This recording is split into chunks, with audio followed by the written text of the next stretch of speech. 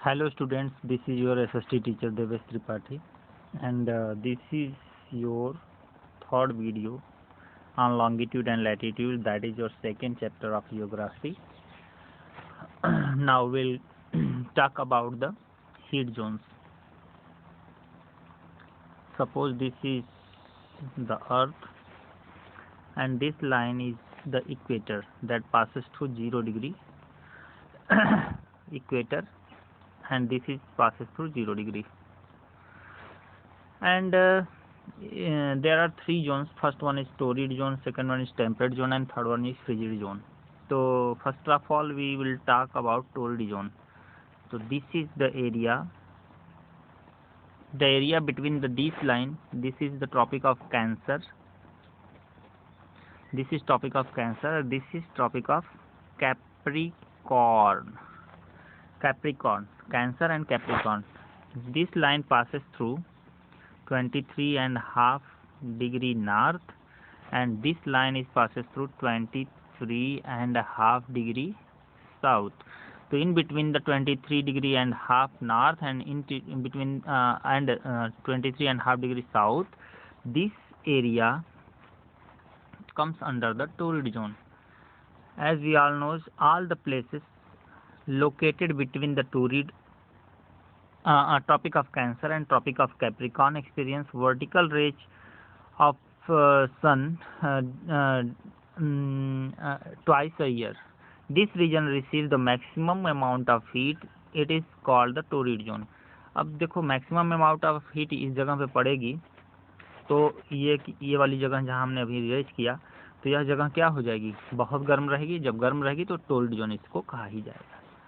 Torrid zone क्या है? सूरज की लगभग vertical rays at least 2 times in a year जरूर पड़ती है, और पूरे वर्ष कहें तो लगभग सीधी रोशनी यहाँ पे गिरती है. अब सेकेंड है टेम्परेट जोन. अब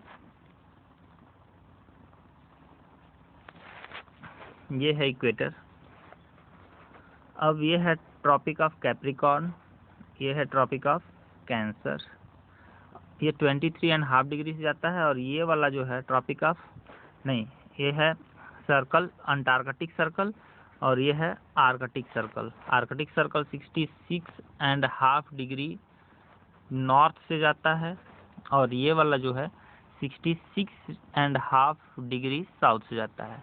और इसका तो हमने बताया ही था कि 23.5 डिग्री साउथ, इसका 23.5 डिग्री नॉर्थ. ये ट्रॉपिक ऑफ कैंसर है, ये ट्रॉपिक ऑफ कैप्रिकॉर्न है. तो ट्रॉपिक ऑफ कैंसर और से लेकर के आर्कटिक सर्कल यहाँ तक, ट्रॉपिक ऑफ कैंसर से लेकर आर्कटिक सर्कल तक यहाँ तक, और ट्रॉपिक ऑफ कैप्रिकॉर्न जो यहाँ है, यहाँ से लेकर के यहाँ तक जो ट्रॉपिक ऑफ अंटार्कटिक सर्कल है, ये वाला हिस्सा सूरज की लगभग हल्की टेढ़ी रोशनी पाता है. एकदम सीधा सूरज नहीं चमकता, और ये ऐसी जगह है न तो बहुत ज़्यादा धूप रिसीव करती है, न ही बहुत ज़्यादा ठंडी यहाँ पे होती है. यानी कि एक ऐसा क्लाइमेट यहाँ पे तैयार रहता है जो कि न हॉट है न ह्यूमिड है, बस न बहुत ठंडा है, न बहुत कोल्ड है, न ही बहुत हॉट है. एक मॉडरेट सा क्लाइमेट रहता है, मॉडरेट से थोड़ा सा ज़्यादा ठंडा. नेक्स्ट पेज लेते हैं अभी.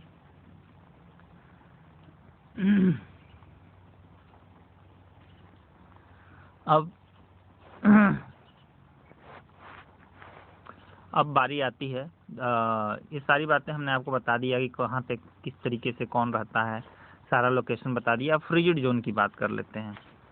तो अगर हम फ्रिजिड जोन की बात करें, तो ये अगर अपना ये ग्लोब है, तो इक्वेटर यहाँ पे है, ट्रॉपिक ऑफ कैंसर यहाँ, कैप्रिकॉर्न यहाँ है, ट्रॉपिक ऑफ कैंसर यहाँ है, ये है आपका अंटार्कटिक सर्कल, ये है आपका आर्कटिक सर्कल. तो अंटार्कटिक सर्कल ये लाइन, और साउथ पोल, और आर्कटिक सर्कल यानी ये लाइन, और नॉर्थ पोल. यानी कि आर्कटिक सर्कल के बियॉन्ड कहाँ तक, 90 डिग्री नॉर्थ तक, और अंटार्कटिक सर्कल के बियॉन्ड कहाँ तक, 90 डिग्री साउथ तक का जो भी एरिया आएगा, यहाँ पे इस एरिया में बहुत ज़्यादा टेढ़ी, एकदम एक्सट्रीम स्लैंटिंग रेज होती है, यानी एकदम तिरछी रोशनी आती है सूरज की, सीधी नहीं आती, और रोशनी कम पड़ने और दूर से आ रही रोशनी के चलते यहाँ पे हमेशा बहुत ज़्यादा ठंडी पड़ती है। इसीलिए इसको हम जमा हुआ जोन या फ्रिजिड जोन के नाम से जानते हैं। तो नॉर्थ पोल के पास जो है नॉर्थ फ्रिजिड जोन है और साउथ पोल के पास साउथ फ्रिजिड जोन है। और हमने बता दिया कि अंटार्कटिक सर्कल और साउथ पोल के बीच में हमारा साउथ फ्रिजिड जोन, और आर्कटिक सर्कल और नॉर्थ पोल के बीच में नॉर्थ फ्रिजिड जोन पड़ता है। तो इस तरीके से ये बातें आपको क्लियर हो गई। अब मेरिडियंस और लॉन्गिट्यूड्स, यहाँ आल नहीं होगा और होगा, मेरिडियंस और लॉन्गिट्यूड्स। अब मेरिडियंस कहते किसे हैं? प्राइम मेरिडियन, मेरिडियन का मतलब ऊपर से नीचे को आने वाली, यानी पोल से पोल को जोड़ने वाली लाइन, यानी नॉर्थ पोल से साउथ पोल को जोड़ने वाली लाइन, या यूँ कह लें कि साउथ पोल से नॉर्थ पोल को जोड़ने वाली लाइन। तो हमारी, अगर ये हमारा ग्लोब है, इस तरीके से अगर हमारा ये ग्लोब है, तो ग्लोब पे डेफिनेटली कुछ लाइनें ऐसी होंगी जो कि नॉर्थ पोल से साउथ पोल को जोड़ रही होंगी, यानी यहाँ से यहाँ को आ रही होंगी लाइनें। कुछ लाइनें ऐसे भी आ रही होंगी, कुछ ऐसे भी आ रही होंगी, कुछ ऐसे भी आ रही होंगी। तो एक्चुअली यहाँ से चल के लाइन यहाँ को आती है, और फिर ये उधर से घूम करके फिर पीछे से इस तरीके से घूम करके फिर एक चक्कर आती है, यानी कि पूरा यह एक कंप्लीट सर्कल लेती है। लेकिन जब हम नॉर्थ पोल से साउथ पोल एक तरफ और दूसरे तरफ नॉर्थ पोल से साउथ पोल की बात करते हैं, तो यह दो लाइनें गिनी जाती हैं और उसको हम मेरिडियंस कहते हैं। तो एक यहाँ है और एक जस्ट इसके अपोजिट उस साइड होगा, उस पार होगा, लेकिन दोनों की दोनों क्या कहलाएंगी? मेरिडियंस कहलाएंगी। तो अब नेक्स्ट पेज लेते हैं।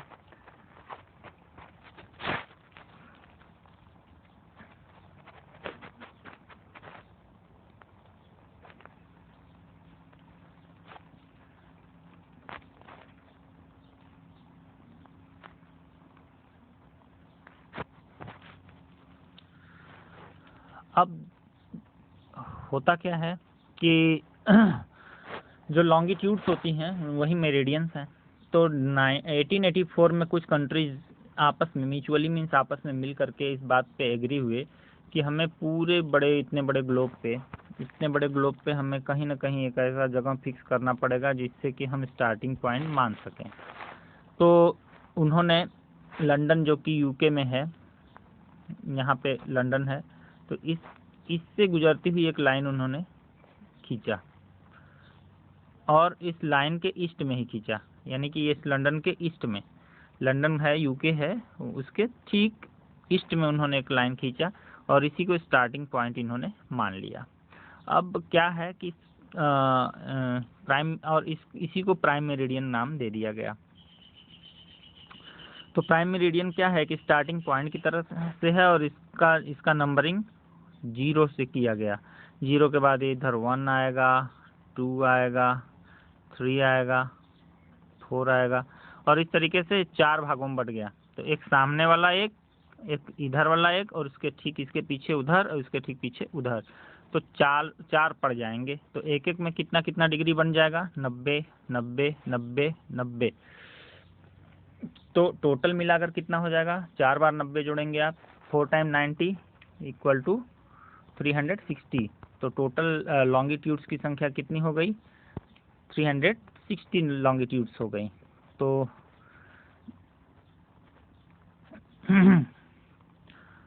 तो 0 से लेके 180 डिग्री ईस्ट तक जाएगा, यानी ईस्टर्न हेमिस्फीयर की अगर बात करें तो ईस्टर्न हेमिस्फीयर की बात करें तो यहाँ से 0 से शुरू करके घुमा करके उस पार 180 और यहाँ 0 से शुरू करके घुमा के उस पार वेस्ट तक जाएगा। यहाँ से 180 ईस्ट और यहाँ से 180 वेस्ट, तो 180 ईस्ट 180 वेस्ट मिला के 360 हो जाएगा टोटल। टोटल अगर मेरिडियंस की बात करें कि टोटल नंबर ऑफ मेरिडियंस कितनी हो जा रही हैं, तो 360 मेरिडियंस हो जाएंगी।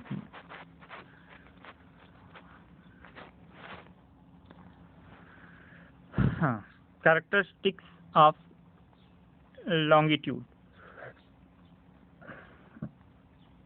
लॉन्गिट्यूड्स की खासियत, विशेषताएं।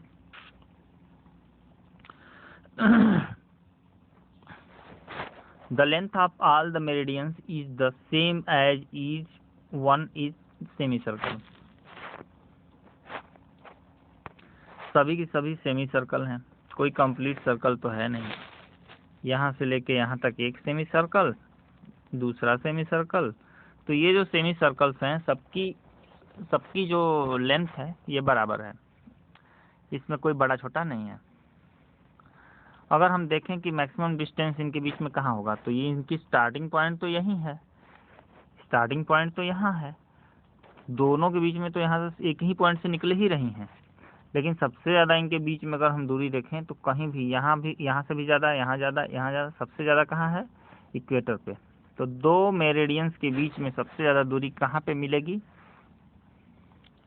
यह दूरी सबसे ज़्यादा मिलेगी इक्वेटर पे। और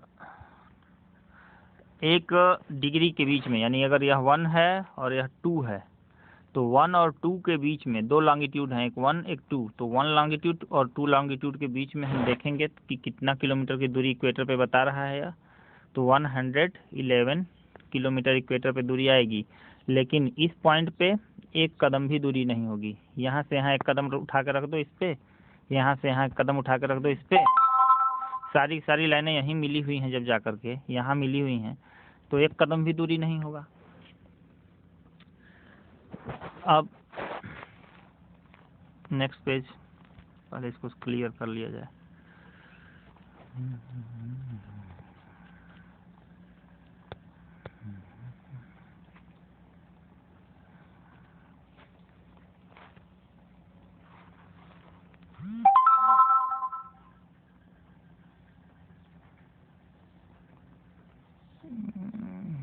गलत पेज आ गया।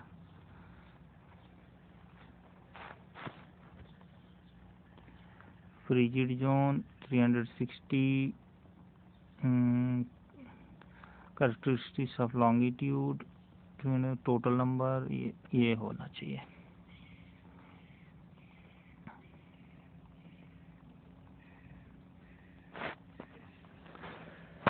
हाँ, तो अगर हम देखें तो मैक्सिमम डिस्टेंस हमको इक्वेटर पे दिखेगा और मिनिमम डिस्टेंस पोल्स पे दिखेगा। अगर हम लॉन्गिट्यूड की बात करें तो दो लॉन्गिट्यूड इस तरीके से हैं, ये नॉर्थ पोल, ये साउथ पोल। तो नॉर्थ पोल और साउथ पोल पे सबसे ज़्यादा नज़दीकी इनके पे रहेगी और इक्वेटर के पास सबसे ज़्यादा दोनों के बीच में दूरी बरकरार रहेगी। अब longitude and time, longitude and time यानी कि किस तरीके का नाता है लॉन्गिट्यूड का टाइम से किस तरीके से नाता है। तो our global time system is oriented to sun. पूरी तरीके से हमारा ग्लोबल टाइमिंग सिस्टम जो है सूरज से जुड़ा हुआ है, क्योंकि सूरज ही मास्टर है और जैसे जैसे चलता है उस हिसाब से हर जगह के डे नाइट्स क्लाइमेट्स वगैरह वगैरह चेंज होते रहते हैं। तो the earth rotate from east to west to east and complete one full circle and gives us measure of a day of earth rotates through 360 degree of longitude in 24 hours।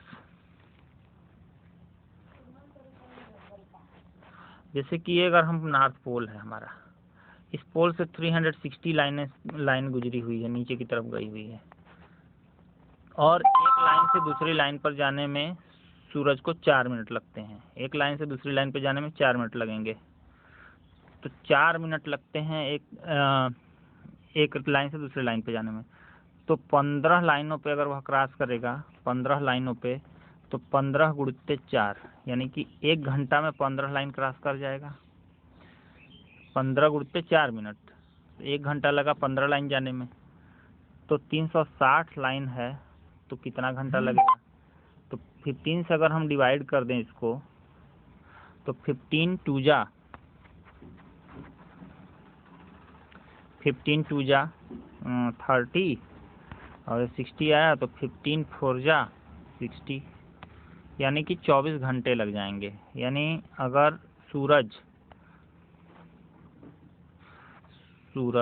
अगर यहाँ से start करे और घूम करके फिर यहीं आ जाए 360 लाइनों पे चमकने के बाद दिन भर में, तो 24 घंटा समय उसको लग जाएगा।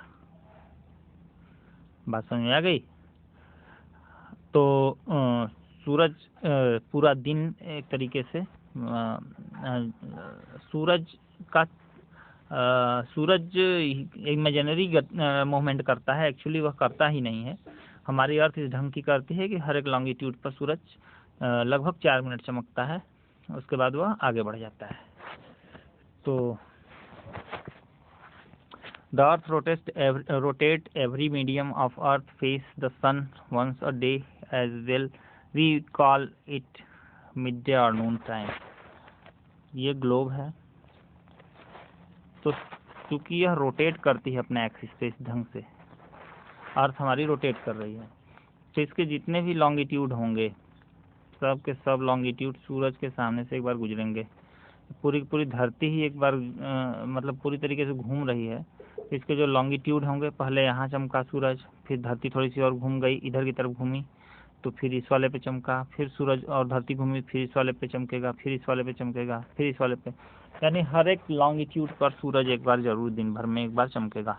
और जिस लॉन्गिट्यूड पे सबसे ज़्यादा चमकता है, वहीं उस जगह का दोपहर कहलाता है, यानी मिड डे या नून टाइम कहलाता है, दोपहर का समय। As the earth rotates from west to east, the places which are situated towards the east of the prime meridian will have sunrise earlier than those which are situated in the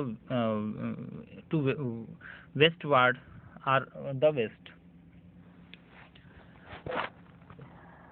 ये देखिए, सन हमारा इधर से उग रहा है, ये है सन। अभी थोड़ा बड़ा बन गया, इसको छोटा करके देखते हैं। ऐसे जैसे कि ये है अपना सन और ये है अपनी अर्थ। तो ये है सन और ये है अर्थ, तो हमारी धरती यूं रोटेट कर रही है। तो सबसे पहले सूरज इधर वाले हेमिस्फीयर में उगेगा, ईस्ट हेमिस्फीयर में। तो ईस्ट हेमिस्फीयर में सुबह पहले हो गई और वेस्ट हेमिस्फीयर में सुबह बाद से होगी, कुछ देर बाद से होगी, क्योंकि धरती जैसे जैसे घूमती जाएगी, हमारा सुबह एक एक लॉन्गिट्यूड पे सूरज सुबह करता जाएगा। तो जो इस लाइन के ईस्ट में है, वो उनका समय पहले चलेगा, उनका दिन पहले चलेगा, उनका सब कुछ कैलेंडर आगे चलेगा। और जो इस लाइन के पीछे हैं, उनका एक दिन पीछे चलेगा, कुछ घंटे पीछे चल सकते हैं, और कैलेंडर उनका थोड़ा सा पीछे चलेगा हमसे।